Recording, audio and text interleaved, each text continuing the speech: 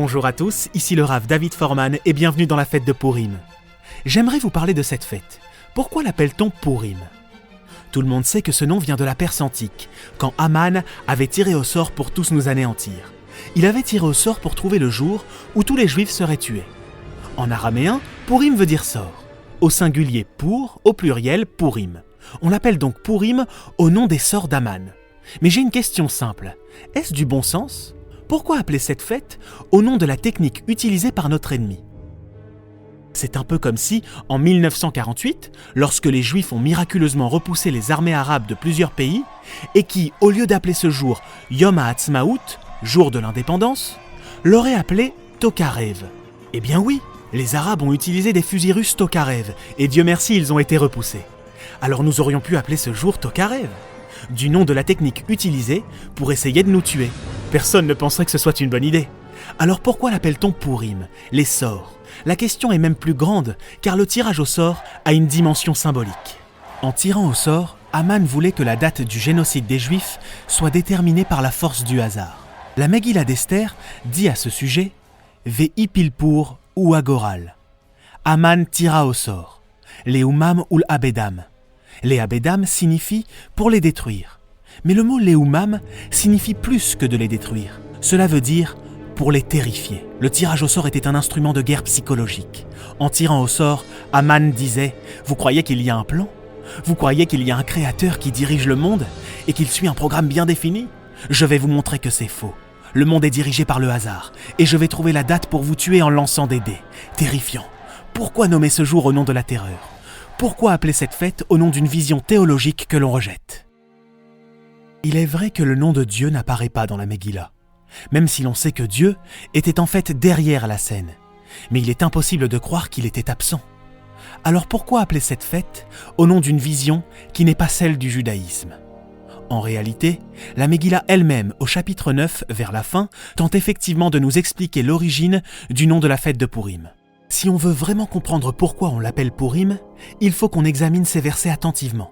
Même si ces versets sont difficiles à comprendre, jetons-y un œil. Regardons ensemble au chapitre 9, verset 24.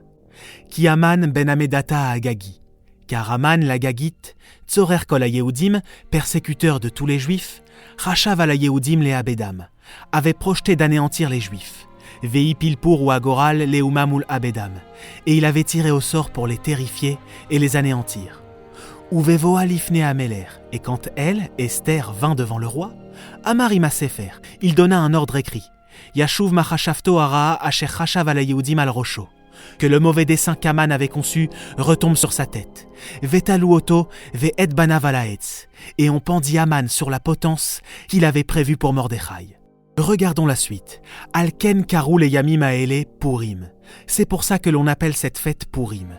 Al Shem HaPour, au nom du Pour. Alken, c'est pourquoi, Al-Kol divrei ha-Igeret Azot, en vertu de tout ce qu'Esther a écrit dans cette lettre, ou Maraou al-Kacha, de tout ce qu'ils avaient vu eux-mêmes, ou Maïgia alehem, et de ce qui leur était advenu. Maintenant, si on réfléchit tranquillement à ces versets, ils sont en fait un peu déroutants. Globalement, il y a 3 idées dans ces versets, mais elles ont l'air d'être dans le désordre. Idée numéro 1, Haman a essayé de nous tuer et a tiré au sort pour déterminer le jour où il nous tuerait. Idée numéro 2, Esther, Dieu merci, a réussi à nous sauver. Idée numéro 3, voilà pourquoi cette fête est appelée Sor Pourim. Tout ça c'est très bien, mais les idées 1, 2 et 3 semblent être en désordre. Il aurait été plus facile et logique de dire « Haman a essayé de nous tuer et il tira au sort pour nous anéantir », entre parenthèses, c'est pour ça que l'on appelle cette fête Pourim, Sor, et Dieu merci, Esther a réussi à nous sauver.